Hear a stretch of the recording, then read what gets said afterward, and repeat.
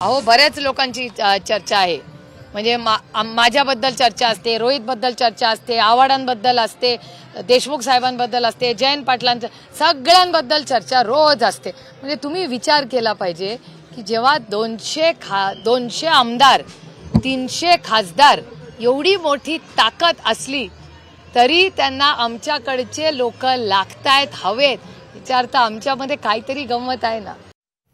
तर याच संदर्भात आमचे प्रतिनिधी सुनील काळे यांनी जयंत पाटील यांच्याशी संवाद साधलेला होता। आपण त्यांच्याशी थेट संपर्क करूयात। सुनीलजी, तुम्ही काही वेळापूर्वी जयंत पाटील यांच्याशी संपर्क साधला, त्यांनी नेमके काय महत्त्वाचे मुद्दे मांडलेले आहेत, काय या संदर्भात स्पष्टीकरण दिलंय?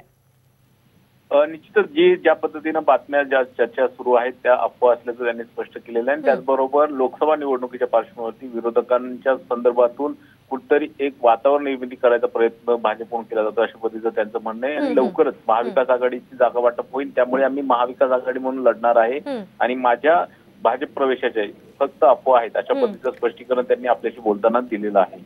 अगदी नक्कीच धन्यवाद सुनील, दिलेल्या या सविस्तर माहितीसाठी। तर या केवळ अफवा असल्याचं जयंत पाटील यांनी साम टीव्हीशी बोलताना सांगितलं।